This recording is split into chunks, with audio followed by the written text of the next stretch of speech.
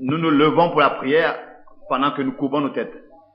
Père céleste, nous te sommes reconnaissants de ce que tu nous accordes de nouveau la possibilité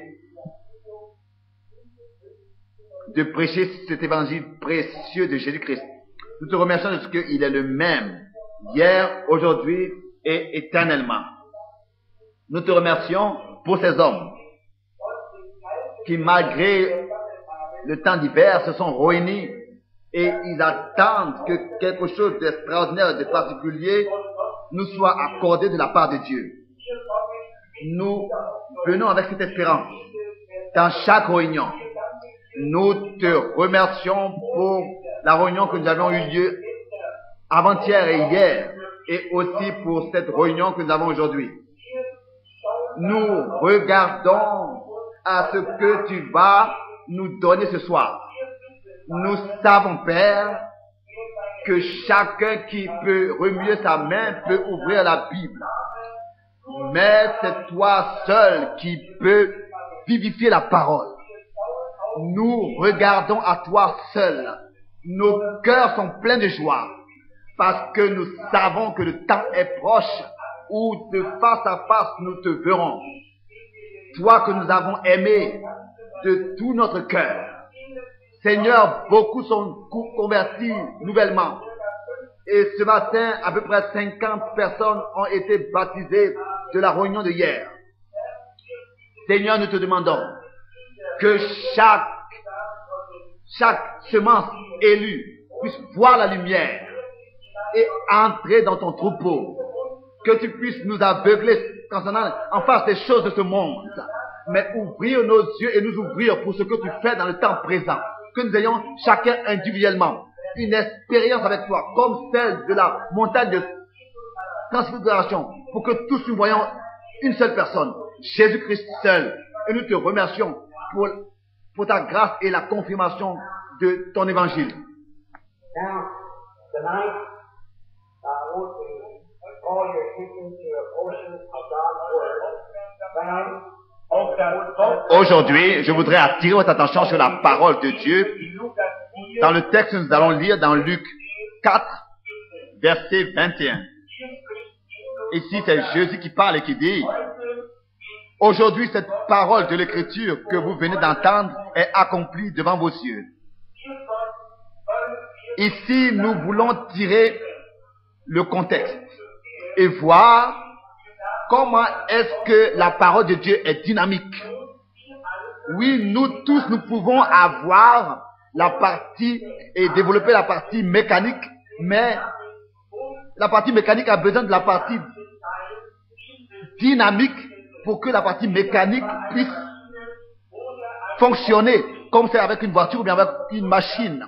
Parce que c'est seulement par la partie dynamique que les roues pourront rouler. Jésus était revenu à Nazareth où il avait grandi et nous trouvons dans les Écritures qu'il disait: à Capernaum, tu as fait de grandes choses, au verset 23, fais-les aussi parmi nous ici. Mais Jésus a dit: aucun prophète n'est bien reçu dans sa patrie.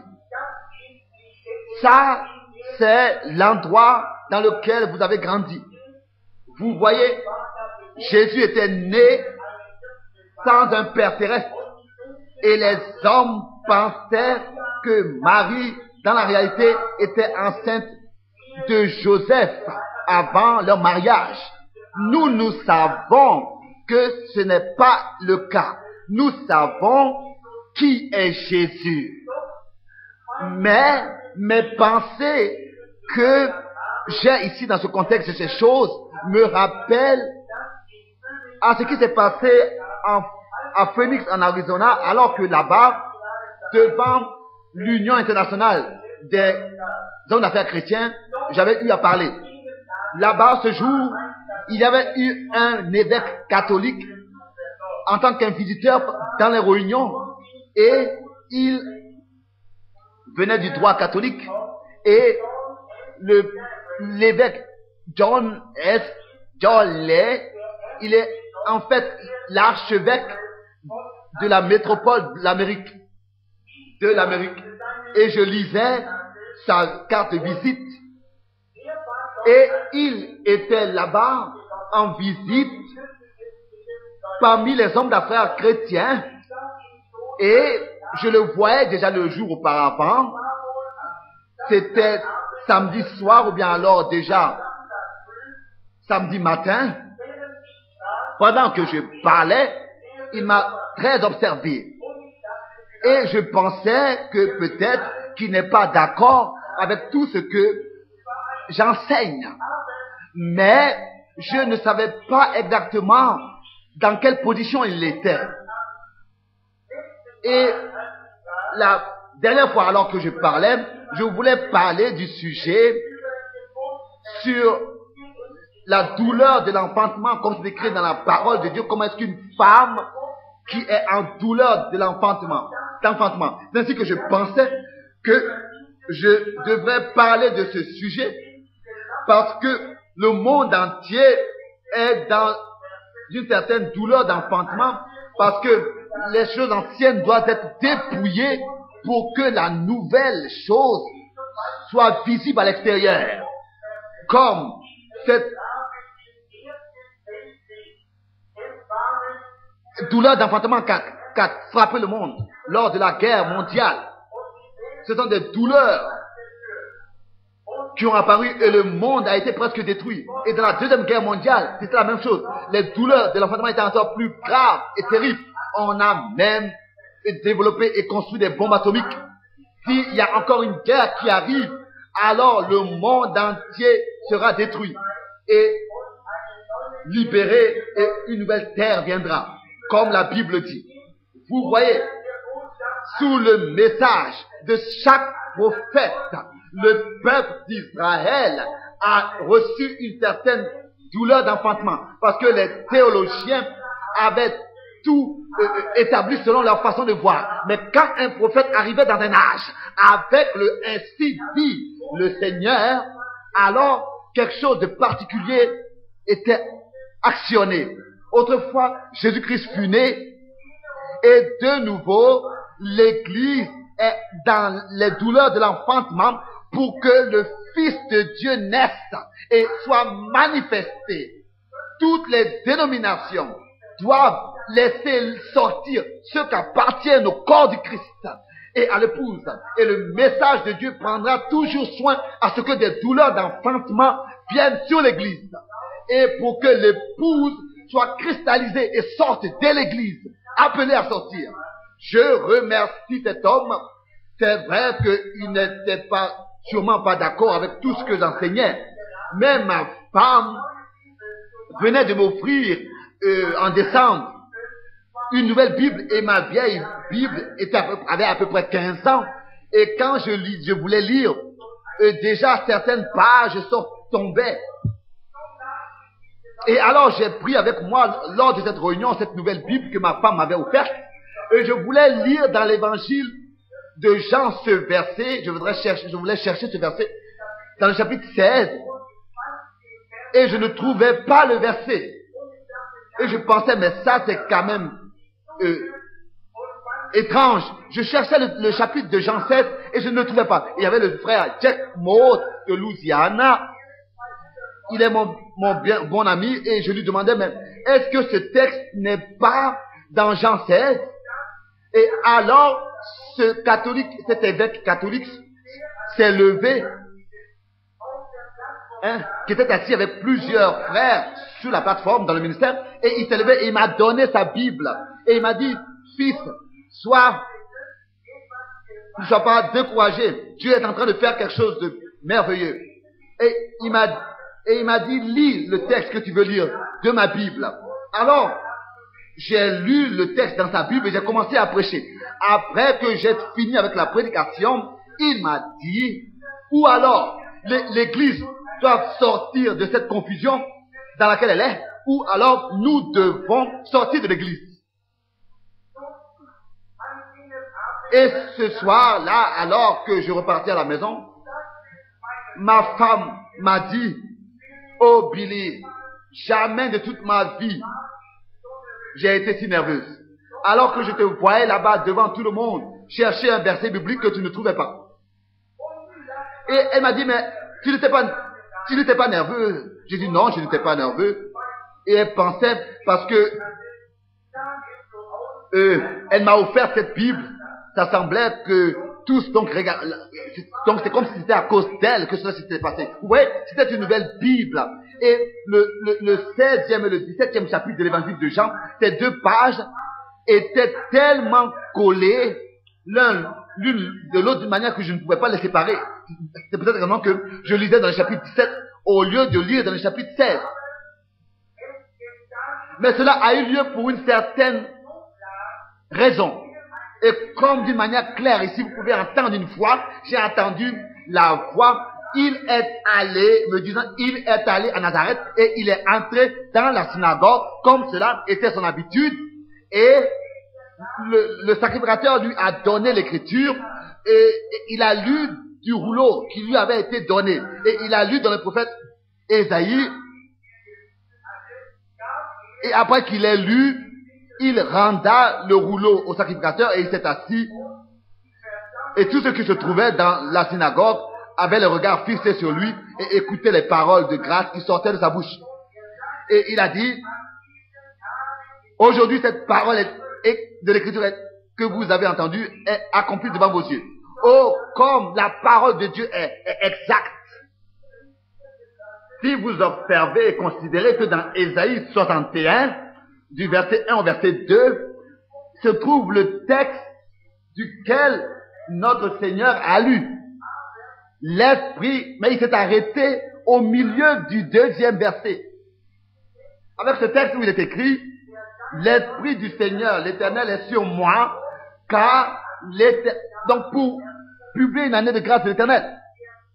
La deuxième partie de ce verset ne considérait pas sa première venue, mais sa deuxième venue. Oh, l'écriture est parfaite.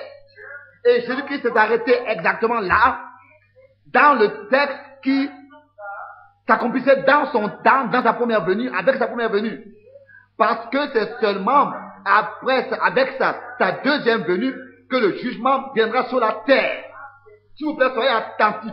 Le Messie, je tiens sur la plateforme, pour s'identifier avec la parole qui s'accomplit dans ton temps le concernant. Ça, c'est le Messie qui se tient devant l'église, devant le peuple.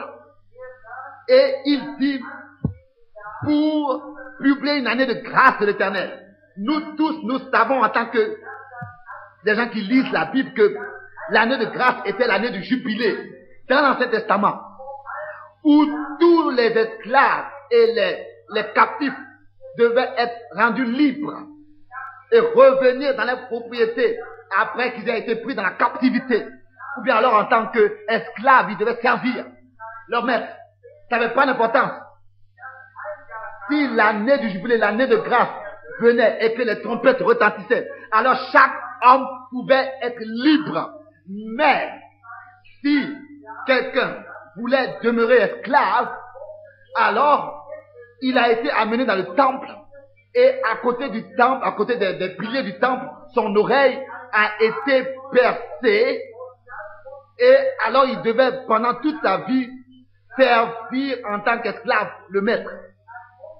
Oh, quelle image merveilleuse en ce qui concerne l'évangile, la prédication de l'évangile de Jésus-Christ. Si ce message merveilleux de Jésus-Christ est prêché, ça n'a pas d'importance quelle couleur, quelle nation vous êtes, de quelle nation vous êtes, mais ça n'a pas d'importance dans quel profond péché vous vous trouvez. Si vous entendez les trompettes de l'évangile, alors vous êtes libre.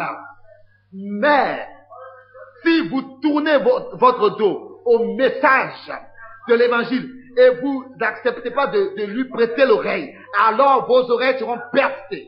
Cela signifie que vous avez dépassé, transgressé la ligne et vous êtes sorti de la grâce, et c'est seulement le jugement qui vous attend. Et vous serez un esclave des systèmes dans lesquels vous vous trouvez pendant toute votre vie. si vous n'acceptez pas le message précieux de Dieu. Bon, nous voyons que ce Messie, quand il viendra, alors le jugement frappera. Comment est-ce que c'était possible que ces hommes-là ne reconnaissaient pas qui il était? Comment est-ce qu'ils pouvaient se détourner sans reconnaître cela? Quoi qu'il leur ait été montré clairement par les Écritures. Comment est-ce que c'était possible qu'ils ont pu s'en détourner sans le savoir? Lui-même, il a dit, en ce jour, cette Écriture est accomplie que vous venez d'entendre devant vos yeux. Dieu lui-même l'a dit. Et lui-même, il interprète sa parole. En l'accomplissant, il dit en ce jour, cette Écriture est accomplie. En ce jour, devant vos yeux. Là-bas se tenait le Messie dans la présence du peuple. Et lisait les Écritures qui le concernaient. Et a dit, aujourd'hui, cette Écriture que vous venez justement d'entendre est accomplie devant vos yeux. Et malgré tout, ils ne l'ont pas vu. Oh, quelle tragédie. C'était. Mais cela s'est passé. Cela s'est souvent passé. Bien sûr que nous croyons, nous ne croyons pas, les gens croient plutôt les interprétations humaines que la parole de Dieu originale. Et ça a toujours été la raison que ces soi-disant croyants, dans cette époque et d'autres fois, ils ont préféré les interprétations des sacrificateurs sur les Écritures. Et parce que Jésus-Christ n'appartenait à aucune de ces organisations, il a été rejeté d'eux et mis dehors. C'est pour cette raison qu'il ne pouvait pas s'identifier avec lui parce qu'il était différent d'eux. Jésus-Christ était exactement tel que chacun aurait dû reconnaître qu'en lui, les Écritures parfaites se sont accomplies telles qu'elles étaient écrites. Chaque chrétien est reconnu par cela. Si sa vie est en accord total avec la parole écrite de Dieu, il est reconnu par la parole de Dieu. Il a dit, aujourd'hui devant vos yeux, cette écriture que vous venez d'entendre est accomplie devant vos yeux. Comme c'était clair, et malgré tout, ils n'ont pas reconnu. Pourquoi? Parce qu'ils étaient restés attachés à l'interprétation des sacrificateurs qu'ils écoutaient tous les jours. Et je vous le dis, l'histoire se répète et les Écritures ont une double signification et une double révélation. Tel que la Bible dit, de l'Égypte, j'ai appelé mon fils à sortir. Nous savons que cette écriture se mentionne de Jacob et de Jésus. Parce que Jésus était le fils de Dieu. Et Jacob a été aussi appelé fils, donc Israël, Jacob. Vous pouvez vous-même le lire. Ça a une double réponse. Une réponse pour Jacob et une réponse en relation avec Jésus. Et c'est ainsi encore aujourd'hui. La raison pour laquelle nous sommes dans une telle confusion et les hommes ne peuvent pas voir la vérité révélée de Dieu dans ce temps présent. Parce qu'il y a eu assez d'interprétations humaines sur la parole de Dieu qui sont propagées partout. Dieu n'a besoin de personne qui interprète sa parole. Dieu lui-même interprète sa parole. En l'accomplissant, Dieu a dit au commencement, la lumière soit, et la lumière fut. Ça n'avait pas besoin d'interprétation. Il a dit qu'une vierge enfantera. Et elle a enfanté, elle a été enceinte. Ça, c'était l'interprétation. En ce que Dieu confirme, accomplit ce qu'il a dit, ça, l'accomplissement de sa parole, c'est l'interprétation. En accomplissant ce qu'il dit. C'est ainsi que Dieu lui-même interprète sa parole. Alors, c'est pour nous clair. Alors qu'il disait que la lumière soit, la lumière fut. Personne n'avait besoin d'interpréter cela. Vous voyez? Parce que si vous avez des hommes qui vous interprètent les Écritures, alors vous êtes aveuglés par leur interprétation. Si vous les acceptez, je pense toujours à cela. Comment est-ce que ça a dû être que même leurs prédicateurs, qui auraient dû reconnaître le temps dans lequel ils vivaient, parce qu'ils connaissaient les Écritures et osaient enseigner le peuple, ils ont rejeté le Messie en tant que rien du tout. Et ils ont dit, oh, c'est un enfant illégitime. Cet homme ne peut pas le croire, ce qu'il dit. Après plusieurs années, aujourd'hui, ils disent qu'ils prétendent qu'ils croient. Mais nous croyons et nous mourons, nous sommes prêts à mourir pour la vérité. Il est né d'une vierge. Je vous dis, le temps arrive, nous allons devoir mourir pour ces choses que nous prêchons ici. C'est-à-dire, quand la marque de la bête viendra, frappera, alors la pression sera exercée sur tous ceux qui n'appartiennent pas au Conseil mondial des églises. Et vous allez devoir payer de votre propre vie. Maintenant, vous devez croire. Vous voyez, si ces prédicateurs pouvaient se lever aujourd'hui, ces sacrificateurs pouvaient aujourd'hui se lever, ils allaient croire. Et vous dites, oh, si j'étais autrefois, si j'avais vécu autrefois, j'allais croire. Non. Et comment, dans quelle position vous êtes aujourd'hui? Aujourd'hui, vous devez croire. Il était là-bas. Aujourd'hui, il est le même. Hier, aujourd'hui et éternellement. C'est aujourd'hui, là où vous vivez, c'est là que vous devez croire. Ce que Dieu fait dans le présent. Il est présent. Mais le monde est tellement dans l'éducation et dans l'intellectualisme. Mais lui, il est ici en forme spirituelle. Autrefois, il était dans la chair. Et il avait dit, pour que Dieu puisse prendre le péché sur lui, il a dû se manifester dans la chair. Mais maintenant, il ne peut plus mourir. Il est le Saint-Esprit. Et nous voyons que certaines choses étaient contre lui. Il s'est joint à aucune direction de foi, à aucune communauté. Il n'est pas devenu fidèle d'une organisation ou bien d'un club de sacrificateurs. Il n'avait rien à faire avec eux. Mais malgré tout, il a essayé de détruire ce qu'ils avaient édifié. Il était un homme doux et tendre, mais souvent incompris. Et nous comprenons mal ce que c'est que la douceur et la tendresse. Nous devons comprendre ce que c'est que la compassion. Il ne s'agit pas ici d'une compassion humaine. Être humble, c'est-à-dire reconnaître la volonté de Dieu et la faire. Comme là-bas, à Bethesda, au lac, il y avait beaucoup qui étaient là, paralytiques. Et il avait beaucoup de compassion. Il était humble. Il avait de la compassion avec le peuple. Mais il est allé à une seule personne qui était malade. Et cette personne unique a été secourue par lui. Cet homme était assis là-bas, couché là-bas, et il lui a dit, veux-tu être guéri? Et il a dit, je n'ai personne qui me prend et me met dans l'eau. Vous voyez, et Jésus a dit, lève-toi, prends ton lit et rentre à la maison. Oui, Jésus aurait pu, on aurait pu lui poser la question sur cela. Pourquoi est-ce que tu fais seulement, tu secours seulement celui-là et pas les autres? C'est pas un miracle. Et il venait aujourd'hui à Deceville et agissait de la même manière, on parlerait toujours contre cela. Il est venu seulement pour une seule raison. C'était de faire la volonté de Dieu. Et quand c'est écrit dans Jean 5, verset 19, le Fils ne peut que faire ce qu'il voit faire le Père.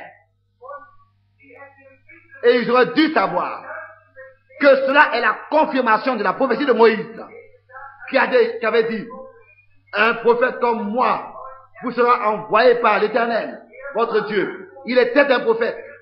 Il voyait cet homme dans sa situation, dans son état, en vision, jusqu'à que il ait trouvé cet homme qu'il avait vu en vision, qui devait recevoir le secours divin. Vous voyez, la compassion, l'humilité, c'est de faire la volonté de Dieu. Il s'est jamais joint à quelqu'un, à une organisation, et il a rien eu à faire avec eux. Il a été mis à part, séparé, chassé des hommes. Et un jour, il est entré dans la synagogue, dans le temple. Et la maison de Dieu avait été souillée, comme aujourd'hui elle l'est encore. Et il a renversé leur table. Et il a fait sortir les changeurs d'argent. Et il les a regardés avec colère. Et il a dit, il est écrit, ma maison sera une maison d'adoration et de prière. Mais vous en avez fait, mais par leur tradition. Ils ont transgressé, ils ont mis dehors les commandements et la parole de Dieu. Ils étaient emportés dans ce qu'ils avaient enseigné et dans leur façon de voir et dans leur doctrine d'une manière qu'ils étaient aveuglés et ne pouvaient plus voir ce que Dieu faisait dans leur temps et la puissance de Dieu qui était manifestée parmi eux. Ils n'ont pas pu la reconnaître. Et il y a une femme qui avait seulement touché son vêtement, a été guérie. Et beaucoup d'autres ont été guéris. Vous voyez, il s'agit toujours de de savoir qu'est-ce que nous attendons et à quoi est-ce que nous attendons et qu'est-ce que nous regardons. Quand vous venez à la réunion et au culte, les sacrificateurs ont averti le peuple et ils ont dit le prochain sabbat, vous viendrez ici. Et quand il viendra, n'écoutez pas ce qu'il va vous dire. Parce qu'il n'appartient pas à notre organisation. Il n'a pas une carte de membre avec nous. Il n'a pas de papier d'une certaine organisation.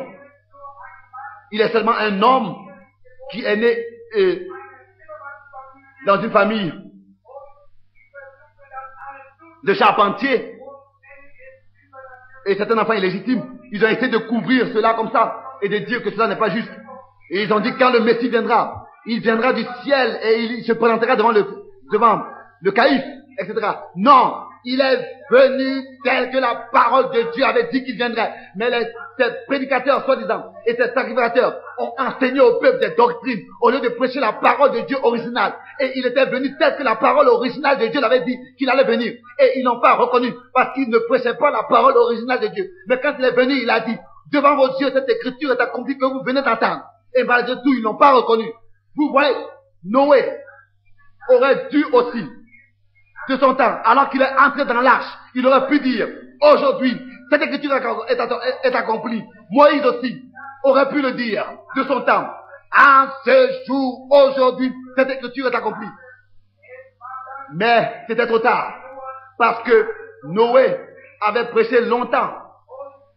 Et c'était à chaque fois ainsi dit le Seigneur. Il va pleuvoir, mais ils ont attendu trop longtemps pour se décider. Noé aurait pu dire facilement, au jour où nous entrerons dans l'arche, aujourd'hui, cette écriture est accomplie. Alors Moïse, alors que cette colonne de feu était descendue sur la montagne de Sinaï, il aurait pu dire, aujourd'hui, cette écriture est accomplie devant vos yeux. Oui, Moïse était un prophète. Et en tant que prophète de Dieu, il devait avoir une expérience avec Dieu surnaturelle. Il a dû rencontrer Dieu de face à face. Vous voyez, personne a le droit de prêcher si ce n'est qu'il ait été appelé par Dieu de face à face. Alors, si il est appelé de cette manière, il peut aller et être envoyé pour prêcher la parole de Dieu. Chaque enfant de Dieu doit avoir une rencontre surnaturelle avec Dieu. Il n'y a pas longtemps, je parlais avec un jeune catholique et il me disait, d'ici, je suis allé ici, je suis allé là, et j'ai essayé de faire toutes sortes de choses. Mais il est venu à l'hôtel et il a consacré sa vie à Dieu. Et je lui ai dit, ça n'a pas d'importance combien de prières tu fais lever à Dieu et combien de dômes tu bénis. Tu dois naître d'en haut par l'Esprit de Dieu. Alors, tu ne vas pas essayer de servir Dieu et de lui rendre un service qui lui est pas agréable. Aujourd'hui, il y en a beaucoup qui parlent de la nouvelle naissance. Ils sont en train de remuer les mains et d'autres choses sont enseignées au peuple. Si c'était ainsi, alors, dans Actes de l'Apôtre, chapitre 2, verset 38, il devait être écrit alors que le jour de la Pentecôte vient, un sacrificateur, un prêtre a dit aux gens qu'ils puissent être sauvés en allant prendre part à l'église. Non, Pierre a dit, après que le Saint-Esprit fut répandu, qu'ils doivent se repentir et se convertir et se laisser baptiser au nom de Jésus-Christ et recevoir le don de Saint-Esprit. Les gens étaient en colère, ils ont dit non, ces choses sont seulement pour le passé. Non, Jésus-Christ est le même et sa parole aussi, hier, aujourd'hui et éternellement. Le même enseignement est le même. Et si Dieu répand son esprit, c'est toujours de la même manière comme nous le trouvons dans la Bible. Et comme, par exemple, une recette qui est écrite et qui est prise à la droguerie, elle doit être donnée telle que les prescriptions l'ont exprimée. Et comme le jour de la Pentecôte, Pierre a dit que nous devons nous repentir et nous laisser baptiser au nom du Seigneur Jésus-Christ. Alors vous recevrez le don du Saint-Esprit. Car cette promesse est pour vous et pour tous ceux que l'Éternel, le Seigneur appellera en un si grand nombre. Ça, c'est une prescription éternelle. Oui, nous voyons que Moïse disait au peuple que le Seigneur, dans la colonne de feu, l'avait rencontré et lui avait dit, je suis le je suis et je serai avec toi. Et il a pris le bâton entre ses mains, la verge, et il est allé. Mais les sacrificateurs disaient, ça c'est de la folie, ça ne peut pas être ainsi. Ils ne pouvaient pas croire le message de Dieu. Mais car Moïse disait qu'il a vu ce qu'il a vu, alors Dieu était obligé de confirmer le témoignage de Moïse et de confirmer son ministère en tant que vrai, en tant que venant de lui. Ça, c'est la vérité. Et c'est la même chose encore aujourd'hui. Si Jésus-Christ autrefois disait, aujourd'hui, cette écriture que vous venez justement d'entendre est accomplie devant vos yeux, Dieu était obligé de confirmer sa parole. Aujourd'hui, nous nous tenons ici et nous disons, que Jésus-Christ est le même hier, aujourd'hui et éternellement. Et Dieu est obligé de confirmer Hébreux 13, verset 8. Nous devons croire sa parole. Quelle est la vérité? Vous voyez, qu'est-ce qui s'est passé? Alors que Moïse avait fait sortir le peuple d'Israël d'Égypte, alors qu'ils fut sortir et qu'ils sont passés par la mer Rouge et qu'ils sont arrivés dans le désert, alors Dieu est venu sur la montagne de Sinaï, est descendu et une voix s'est fait entendre et la loi a été donnée. Et Moïse aurait pu apparaître devant le peuple et dire, aujourd'hui, cette écriture est accomplie. Je vous l'avais dit que Dieu allait confirmer sa parole. Lui que j'ai rencontré dans ce feu, dans cette colonne de feu. Et ici était le peuple. Et le même Dieu est descendu dans la même colonne de feu. En ce jour était la prophétie accomplie et confirmée. Vous voyez, oh Dieu, accorde-nous plus d'hommes qui sont sincères dans leur cœur et qui prêchent la vérité écrite de la parole de Dieu pour que Dieu puisse la confirmer en tant que la vérité, parce qu'il est le même. Pourquoi est-ce qu'il ne devrait pas le faire encore aujourd'hui? Si nous restons avec les Écritures et prêchons les Écritures, Josué aurait pu dire, en ce jour, alors qu'il était allé à Kadesh Barnea, ils étaient dans le pays duquel Dieu avait dit que c'est un pays qui est rempli de miel et de lait, qui déborde. Et Josué et Caleb étaient les deux espions qui croyaient Dieu. Et ils ont ramené des raisins que 2 personnes devaient porter, une grappe de raisins. Et je vous dis qu'en ce jour, Josué aurait pu dire, aujourd'hui, cette écriture est accomplie, que le Seigneur avait dit que ce pays est glorieux, parce que ici est la preuve de la beauté et de la gloire de ce pays, tel que Dieu l'a dit. Les gens en Égypte auraient pu dire, oh, un tel pays duquel vous parlez, un tel pays n'existe pas sur terre. Mais ici a été la confirmation. Alors que Josué, avec le peuple d'Israël, pendant 7 jours, autour de la ville de Jéricho, marchait, il a été ainsi confirmé ce que Dieu avait dit. Et Josué aurait pu aussi dire, aujourd'hui, cette écriture est accomplie. Est accomplie, que le général de l'armée était devant nous. Et que Dieu a confirmé sa parole. Parce que les murailles se sont écroulées. Aujourd'hui, cette écriture est accomplie. Oh, comme c'est merveilleux, c'est ce que les hommes de Dieu croyaient, ce que Dieu leur disait. Si souvent, ils ont expérimenté de grandes choses avec Dieu, pensez à cela, alors qu'ils devaient passer par le Jourdain. Et le Jourdain était en avril, dans ce temps où il devait passer, il était dans sa haute marée. Parfois, nous sommes ici assis dans une réunion, étant malade, ayant le cancer et une autre maladie. Et vous dites, mais pourquoi est-ce que cela a frappé justement un enfant de Dieu? Parfois, Dieu permet que nous sommes même dans les ténèbres, d'une manière que nous ne savons plus comment ça continue. Mais Dieu vient et fait un chemin pour vous. Et vous pouvez dire, aujourd'hui, l'écriture est accomplie dans ma vie. Dieu a confirmé sa parole.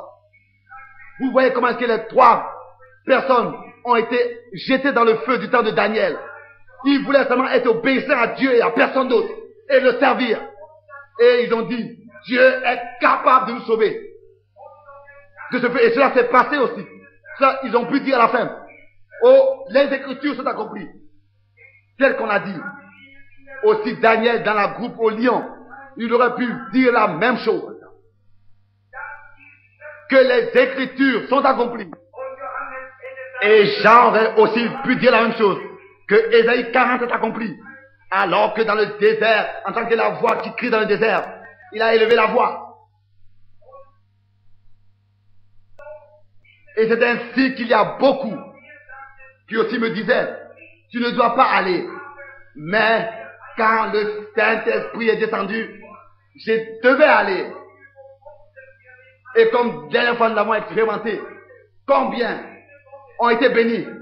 Il y a un prêtre catholique qui m'a posé la question il n'y a pas longtemps. Et dans ta présence, une femme sur la plateforme a été baptisée de cet esprit. Et elle a parlé en notre langue. Et elle a interprété et elle a révélé exactement ce que nous avions eu comme entretien. Oh, comme nous devrions remercier Dieu de ce qu'il a agi de manière merveilleuse et qui se manifeste. Oui, à ce jour, aujourd'hui, les Écritures sont accomplies devant vos yeux. La lumière, la lumière du soir, lui, et malgré tout, beaucoup ne la voient pas. Jean a pu dire, je suis la voix de celui qui crie dans le désert. Préparez à l'Éternel le chemin. Les gens disaient, oh, es-tu le Messie? Il a dit non, je ne le suis pas. Je ne suis pas digne de détacher ses sandales. Il était convaincu qu'en son temps, il fera le Messie et qu'il allait présenter le Messie. Alors le jour vint, dans lequel il a vu la lumière descendre, et il aurait pu dire, Jean-Baptiste aurait pu dire, aujourd'hui cette écriture est accomplie devant vos yeux. C'est comme le jour de la Pentecôte, alors que Pierre avait cité le verset du prophète Joël. La Bible dit qu'il leur est apparu des langues de feu et qu'ils parlaient en autre langue, comme l'Esprit leur donnait de s'exprimer. Et les hommes ont dit, oh, ces hommes sont saouls, ils sont pleins de vin. Pierre s'est levé, remplissé d'esprit parmi eux, et a dit, hommes et frères de Jérusalem et de la Judée, que cela vous soit annoncé, que ces hommes ne sont pas saouls, mais que c'est ce qui a été annoncé à l'avance par le prophète Joël, que Dieu répandra de son esprit sur toute chair. En ce jour, aujourd'hui, les Écritures étaient accomplies. Luther a été dans le temps convenable. Wesley a été du temps convenable. Le réveil de la Pentecôte a eu lieu au temps convenable. Je vous demande d'observer maintenant le temps dans lequel nous vivons et de reconnaître aussi les promesses qui sont données pour ce temps présent. Est-ce que nous pouvons dire que en ce jour, aujourd'hui, les Écritures sont accomplies? Oh, quel verset, quelle Écriture est accomplie pour ce jour? Qu'est-ce que Dieu dit pour nos heures, pour notre heure? Dans quelle heure nous vivons maintenant? Où l'horloge du monde est presque à minuit et l'Église est encore dans un état méprisable. Et dans quel temps nous vivons? Quelle Écriture Dieu a déterminée pour cette époque? Est-ce que vous ne voyez pas les églises aujourd'hui? Comment est-ce qu'ils sont dans la politique du monde et dans le monde? Mais cela ne me dérange pas. Ce n'est pas mon devoir de parler de ces choses. Moi, j'ai une fois choisi, et c'est Jésus-Christ. Le diable était contre moi, mais Dieu était pour moi. Et je suis heureux de ce que je me tiens du côté du Seigneur. Je crois toujours, quoi que le monde dise, que Jésus-Christ est le même hier, aujourd'hui et éternellement. Je le crois. Oui, tout est en train d'atteindre son point culminant. La jeunesse devient toujours plus pourrie. Et la criminalité s'accroît toujours et grandit, augmente Mais quand nous pensons à nos pères, autrefois il y avait une grande nation. Mais aujourd'hui, tout est pourri. Tout est pourri. Et parfois on dépense de l'argent pour se faire de l'amitié, des amis. Oh, Dieu, secours-nous. Toute la politique est pourrie. Et tel que c'est écrit dans Matthieu, chapitre 24, des nations seront contre une nation. Il y aura des bruits de guerre et tout ce qui arrivera. Nous voyons aussi comment est-ce que la science on fait de l'évolution. Mais mes grands-parents avaient encore une charrue. Aujourd'hui, ils ont une fusée qui va dans l'espace. Tout a grandi. C'est ainsi que c'est écrit que la connaissance va s'accroître. Oh, nous voyons l'heure arriver. Nous voyons comment est-ce que l'état du monde est. Nous voyons la science et la technologie. Mais dans quel état est l'Église? Si nous voyons que tout atteint son point culminant, dans quel état est l'Église alors? Aujourd'hui, ils enseignent même dans les églises et dans les écoles. Et ils parlent sur les relations sexuelles. Oui. Dans quel état se trouvent les prédicateurs? Il n'y a pas longtemps, j'ai lu à Los Angeles, en Californie, que des prédicateurs de différentes dénominations ont été trouvés dans un club d'homosexuels ensemble. C'est comme du temps de Sodome et Gomorrhe, parce que c'était le péché qu'ils commettaient dans Sodome et Gomorrhe. Tout le système est pourri. Vous voyez, dans tous les États-Unis, la pourriture s'est propagée. Les hommes vivent avec des hommes de la même manière, comme cela était fait du temps de Sodome. La jeunesse commet des crimes. Oh, en ce jour, la prophétie de Paul est accomplie. Le monde religieux, l'Église, et aussi ceux qui ont été appelés à sortir. Nous sommes dans le dernier âge de l'Église. Qu'est-ce que c'est que cet âge de l'Église? Pentecôtiste, ils sont dans l'Odyssée, comme la Bible dit. Les femmes sont habillées à moitié d'une manière qui n'est pas décente et biblique. Oh, qu'est-ce qui se passe avec les hommes dans l'assemblée qui ne vivent pas une vie sainte dans la présence de Dieu et qui sont dans les choses du monde occupés, et malgré tout, ils ont des assemblées plus belles que les autres. Et il n'y a pas longtemps, ils ont construit une assemblée, un auditorium qui a coûté 16 millions de dollars. Il y a 16 ans d'ici, les véritables croyants tenaient des réunions dans les coins de rue. La Bible dit-elle pas que vous dites que vous êtes riche et vous ne savez même pas que vous êtes pauvre et nus et misérables et aveugles et vous ne le savez même pas. En ce jour, cette écriture est accomplie devant vos yeux. Amen. Amen signifie ainsi soit-il. Je ne dis pas en relation avec moi, mais que cette écriture est accomplie. L'Église qui est appelée à sortir est dans un état de Laodicée.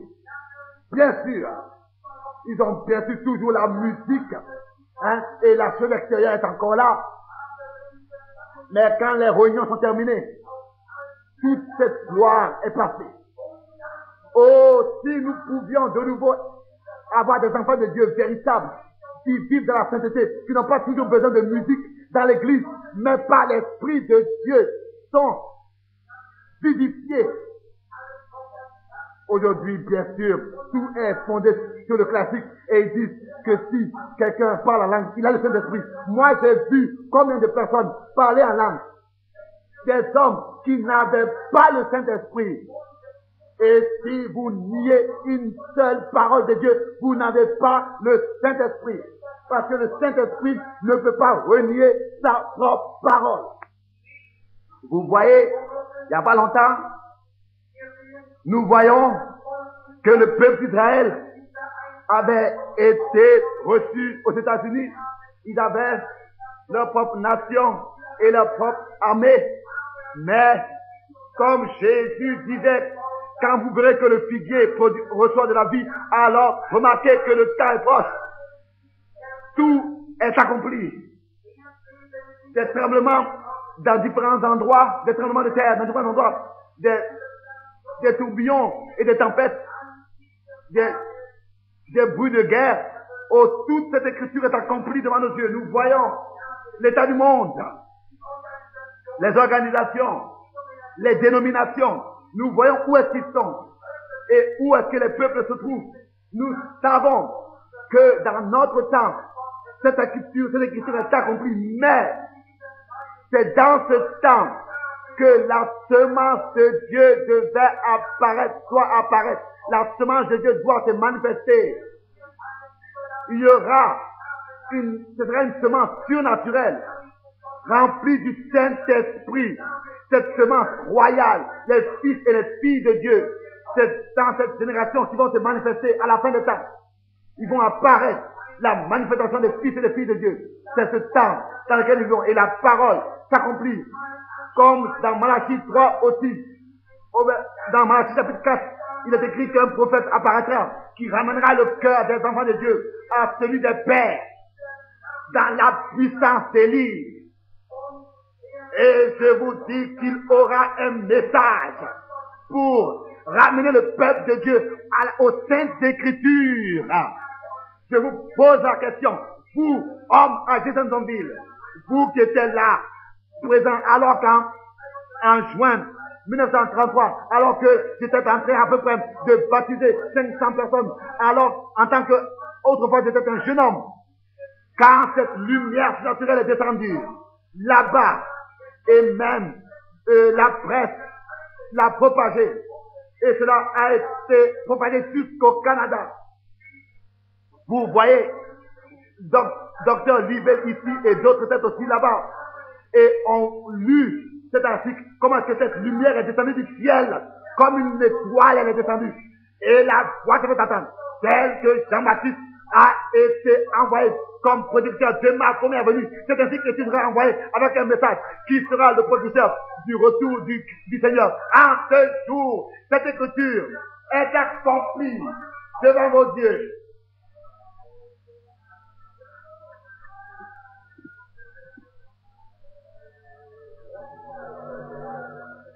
Hallelujah, hallelujah. Gott hat es verheißen. Dieu l'a promis.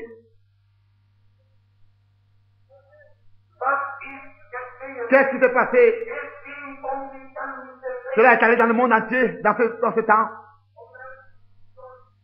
Et alors que Dieu avait parlé avec moi dans cette colonne de feu, alors que j'étais un jeune homme, j'étais un enfant de 7 ans. Vous connaissez la vérité sur cela.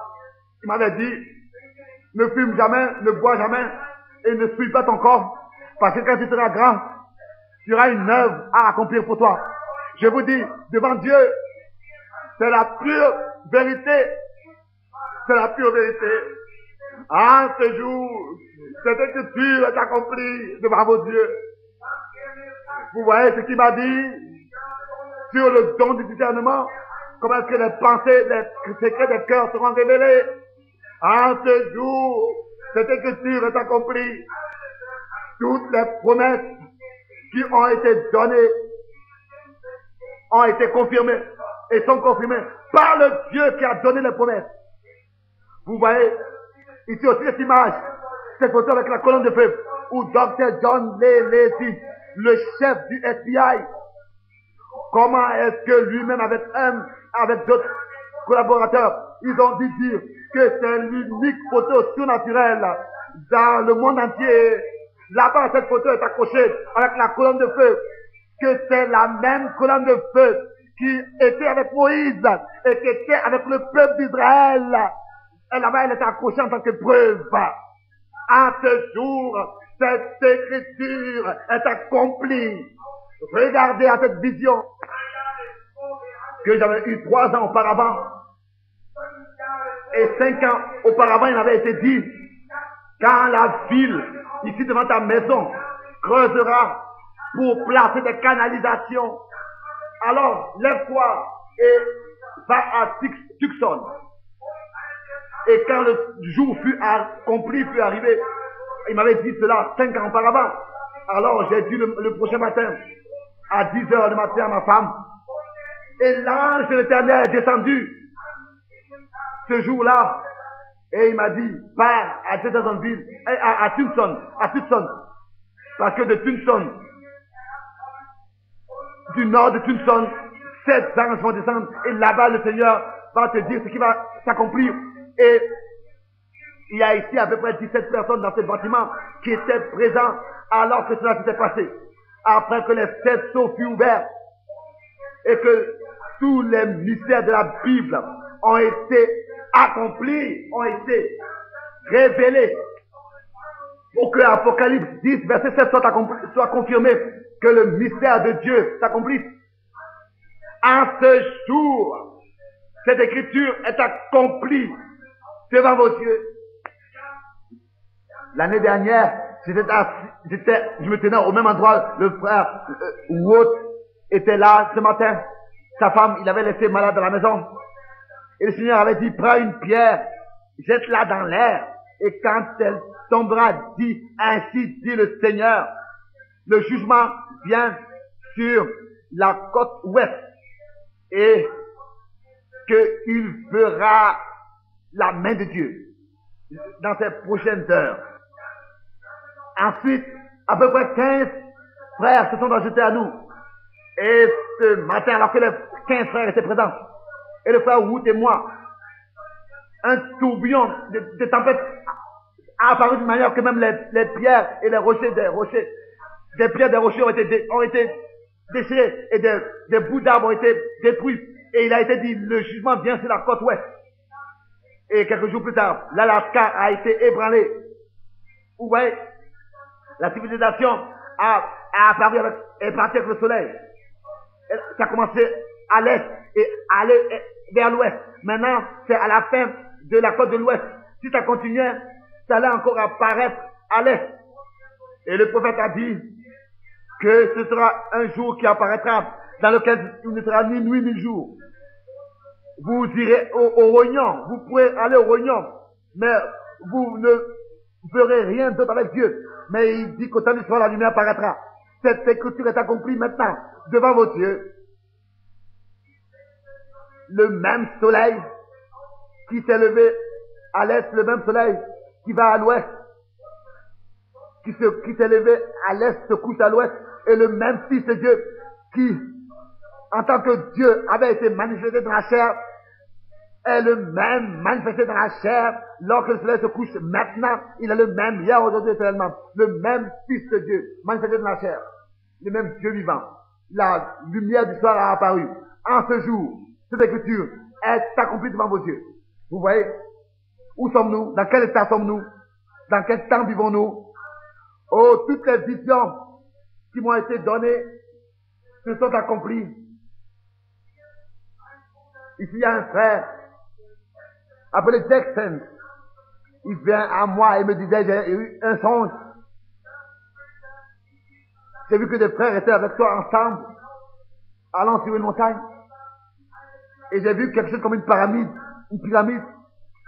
Et je pouvais voir à l'intérieur de cette pyramide, et il m'a été dit dans le songe que tu nous as appelés proches de cette pyramide, et à l'intérieur de ce granit, il y avait une écriture écrite en or.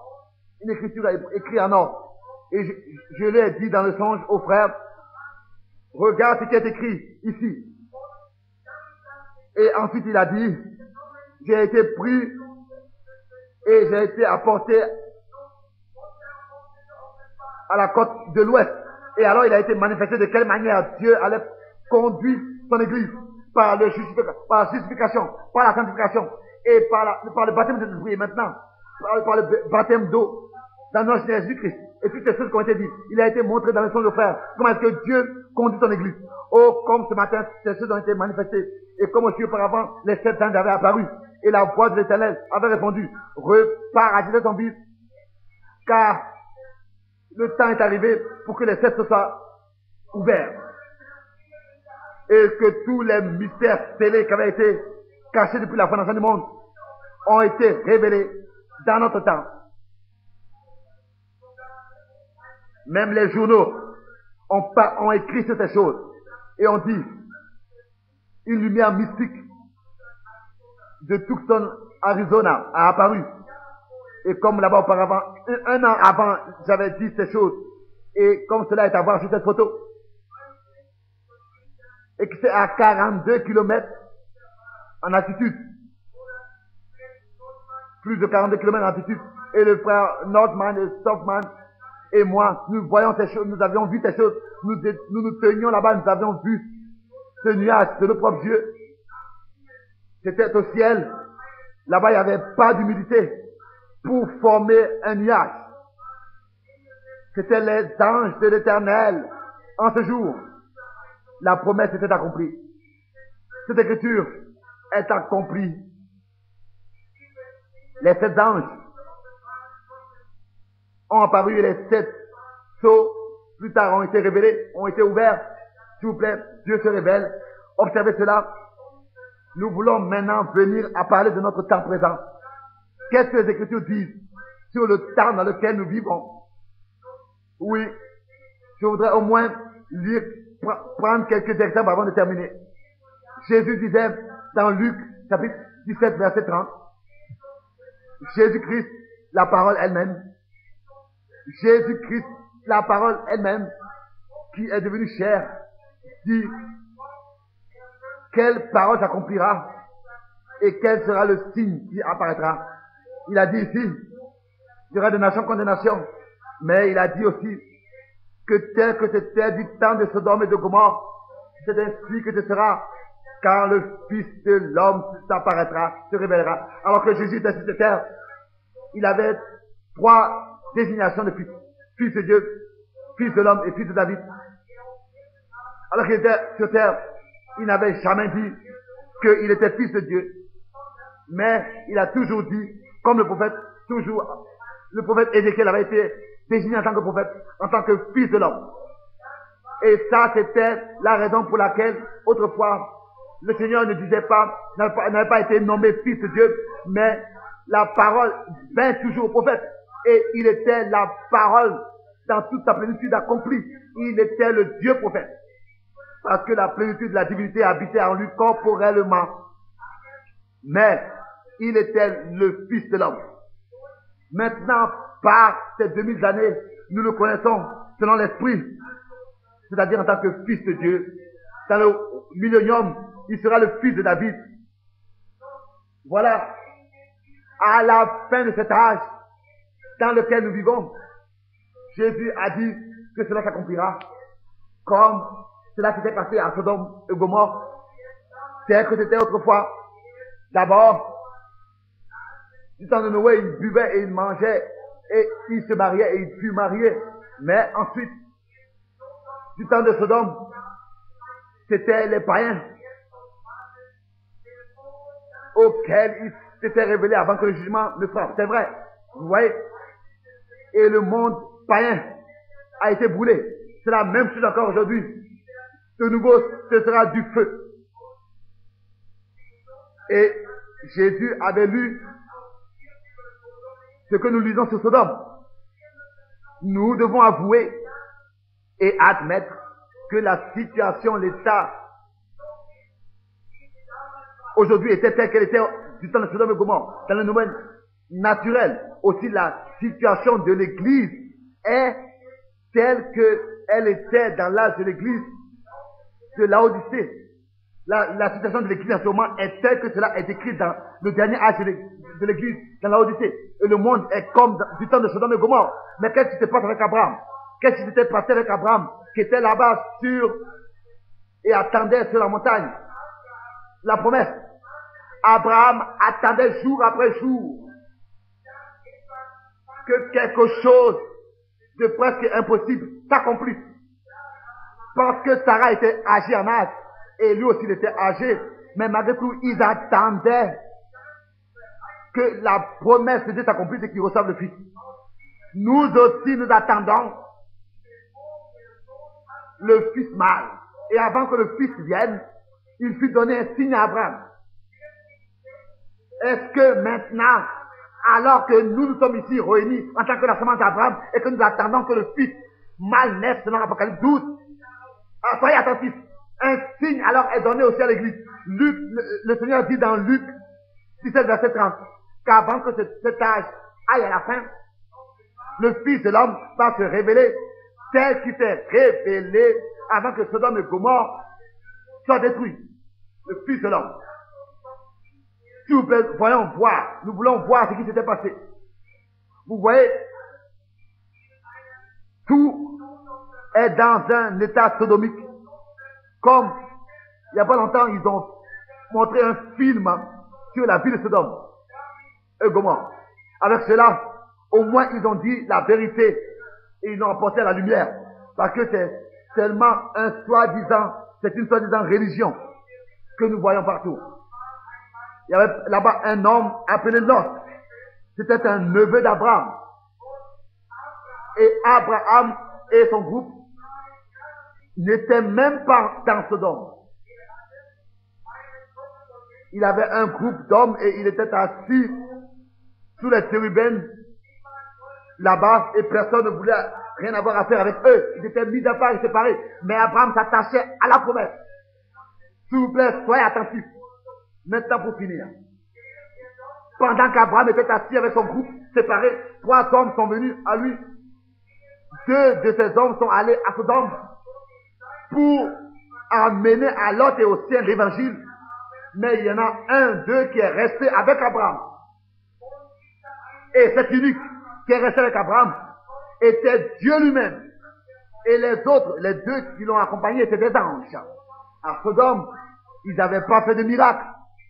Ils ont fait que prêcher seulement. Vous voyez, c'est toujours une église dans le naturel. Il y a toujours eu une église dans le naturel. Regardez ces 3 sortes. Les sodomites qui étaient avec Lot et ceux qui étaient avec Abraham.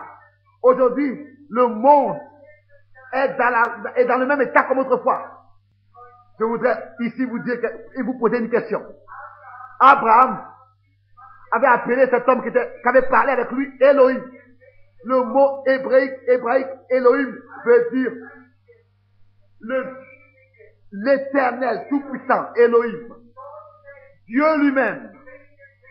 S'il est écrit au commencement, Dieu créa, le mot hébraïque veut dire au commencement, Elohim créa le ciel et la terre. Et ici de nouveau, il a appelé cet homme Elohim. Pourquoi est-ce qu'il a fait? Parce que Dieu avait été représenté dans un corps humain. Il s'est assis avec Abraham et il a mangé et il a bu avec Abraham ensemble. Dieu lui-même. Et il a disparu de ses yeux. Mais il lui a donné un signe.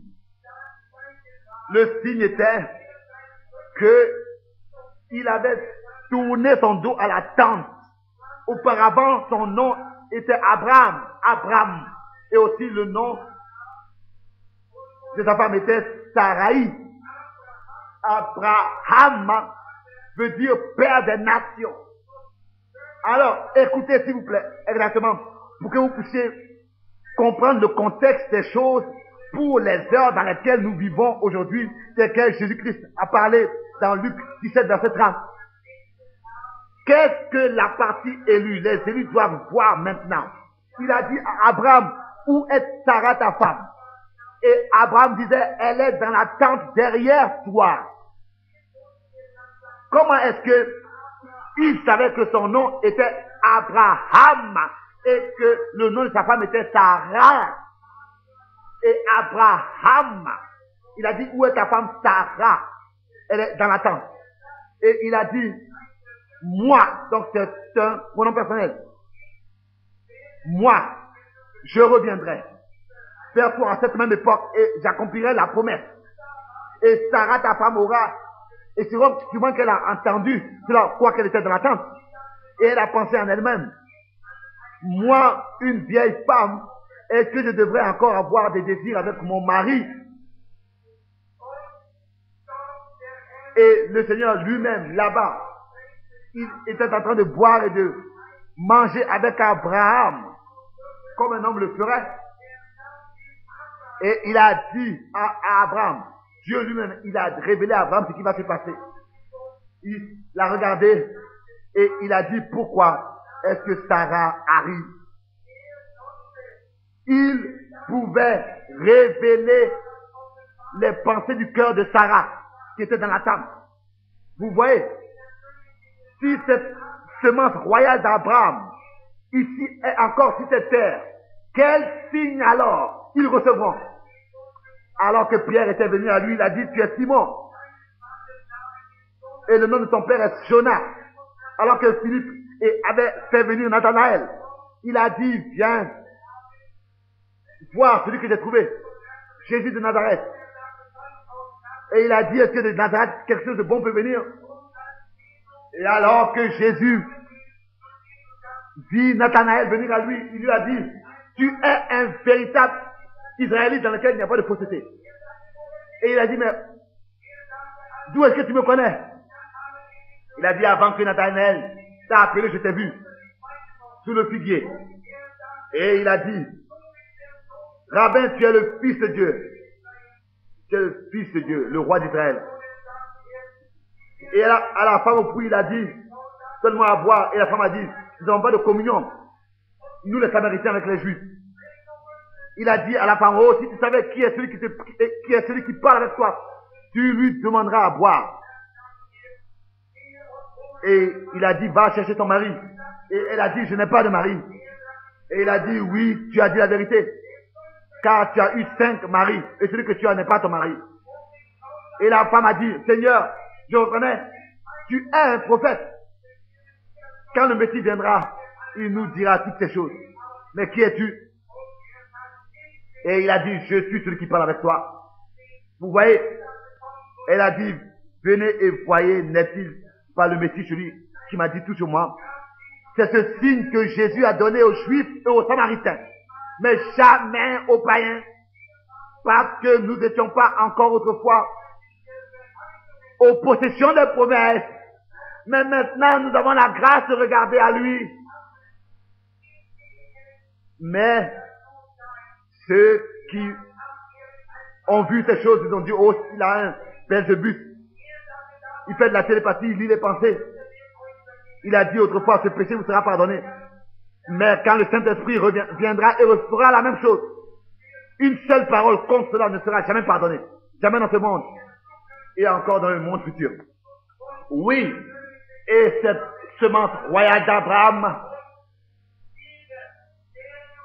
et celui qui vint à Abraham, est le même Dieu qui nous a promis que dans ce temps où le Fils de l'homme se révélera, de la même manière, ce sera comme c'était du temps de Sodome et de Gomorrhe. Amen. Du temps d'Abraham. Ceci est le jour où les Écritures s'accomplissent. Vous voyez, l'Église voit ce jour et aussi toutes les promesses concernant ce jour et qui s'accomplissent. Oui, si cela doit être ainsi, si tout doit être ainsi. Là-bas, il y avait eu 3 hommes particuliers, 3 messagers. Il y en a un qui est resté avec Abraham. Et les 2 sont allés à Sodome et Gomorrhe. Et le nom d'Abraham avait été transformé d'Abraham à Abraham par une unique fois. L'Église a eu un homme de Dieu qui de la même manière a un nom qui se termine avec H-A-M. Jamais l'Église a eu un tel messager. Aujourd'hui, il y en a 2. Il y a un nom qui a 6 lettres. Il y en a un qui a 7 lettres. Graham a 6 lettres et Branham a 7 lettres et Abraham a aussi 7 lettres. Et qu'il y a un homme sur terre qui a prêché la repentance comme frère Branham, comme frère Graham, qui a prêché la repentance comme lui, si puissamment, un homme qui est connu partout dans le monde, internationalement. Et c'est lui qui appelle les hommes à sortir du sommet de Gomorrhe. Et aussi le mouvement pentecôtiste a un homme, Oral Robert. Mais qu'est-ce qui se passe avec les élus? Qu'est-ce que les élus doivent expérimenter et recevoir? Bien mes frères et sœurs, la lumière doit apparaître au temps du soir. En ce jour, cette écriture est accomplie. diesem Tage En ce jour, les promesses de Dieu sont accomplies. Nous savons que c'est la vérité. Il est ce soir ici, tel qu'il était autrefois. Comme je l'ai dit tout à l'heure, si vous prêchez l'évangile qui est la parole de la vérité, selon Colossiens 1, verset 5, et 6, alors Dieu est présent pour confirmer la parole de la vérité qui est l'évangile. Le même Dieu qui a écrit la parole, le même Dieu qui a donné la promesse, que le Dieu du ciel puisse apparaître parmi nous et prouver qu'il est toujours Dieu. Tel que Élie était monté sur la montagne et Élisée l'observait. Et il a dit, je veux recevoir une double portion de ton esprit. Et quand plus tard, Élisée a pris le manteau et a dit, où est le Dieu d'Élie? Et la puissance d'Élie était aussi le temps d'Élisée manifesté. Le même Dieu qui a prêché le même évangile, le même Fils de l'homme, Jésus-Christ, est ici encore pour nous. Le même tel qu'il était autrefois. Croyez-vous cela? Oui, je vous pose la question. Je ne suis pas le Fils de l'homme, le Fils de Dieu. Mais il est lui-même ici présent. Je ne suis qu'un vase. Un vase. Vous qui êtes ici. Vous que je ne connais pas. Que Dieu puisse nous accorder sa grâce. Priez aussi vous. Nous ne donnons pas de carte de prière aujourd'hui. Mais vous savez tous que je ne vous connais pas. Nous sommes entièrement étrangers l'un de l'autre. Vous ici à cette ville, vous me connaissez, c'est vrai. Je ne veux pas appeler qui que ce soit qui est de cette assemblée de Jeffersonville parce que je vous connais. Nous voulons voir si Dieu va encore manifester qu'il est le même. Faites comme la femme au puits. Ou bien comme la femme avec celle qui perdait du sang. Elle a dit, si je touche seulement le bord de son vêtement, je suis guéri. Elle avait la foi. Elle a prononcé de sa bouche ce qu'elle a cru de son cœur. Elle avait un cœur brisé. Et il a guéri les cœurs brisés et les malades. Et le Seigneur a dit à cette femme, qui m'a touché? Il n'a pas seulement dit cela pour dire quelque chose. C'était la vérité. Elle avait touché. Et il a dit d'abord, qui m'a touché? Et ensuite, il a trouvé cette petite femme. Et il lui a dit que sa perte de sang a cessé. Ça, c'était Jésus hier. Vous croyez cela? Vous croyez qu'il est le même encore aujourd'hui? Je ne te connais pas. Mais tu as maintenant des douleurs dans ton côté.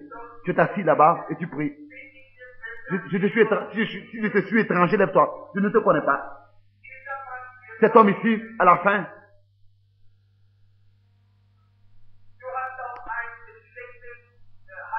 tu as aussi il y a quelque chose qui n'est pas en ordre avec ton cou. Et tu pries, tu es très nerveux sur quelque chose, mais c'est un prédicateur. Tu as donné des promesses que tu dois accomplir. Ouais, frère, Mr. Fruit, tu peux repartir à la maison. Tu es guéri.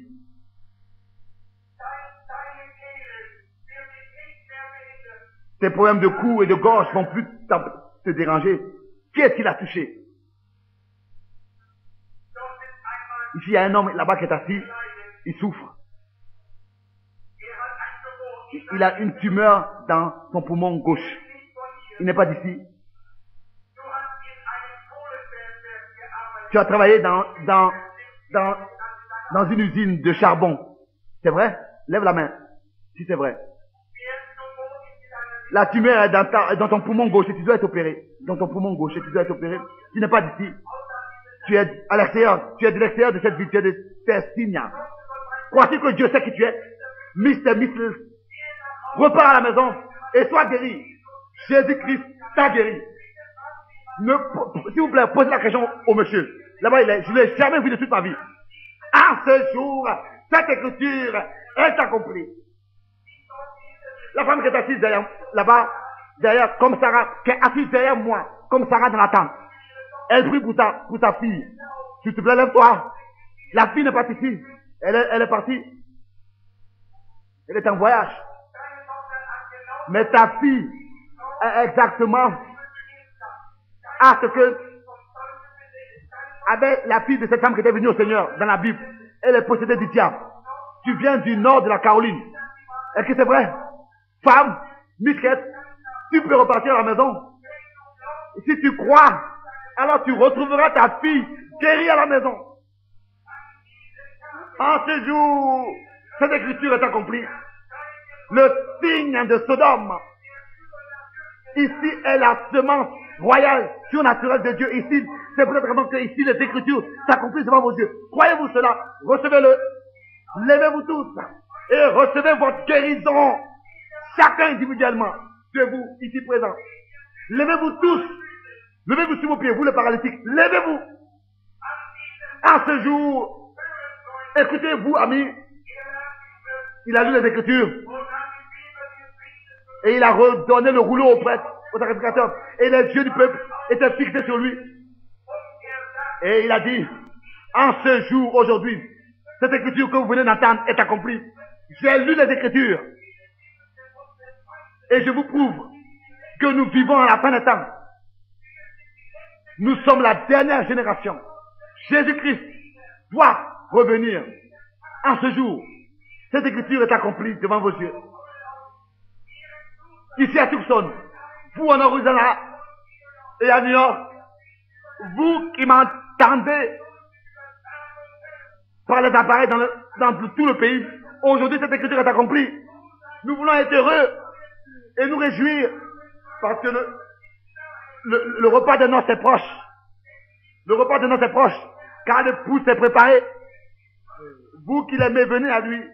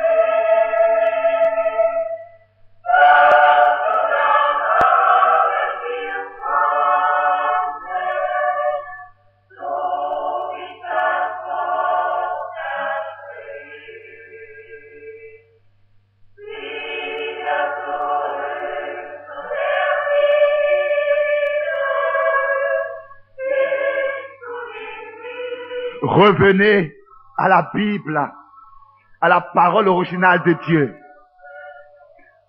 Que cela soit notre décision pour nous préparer pour son retour.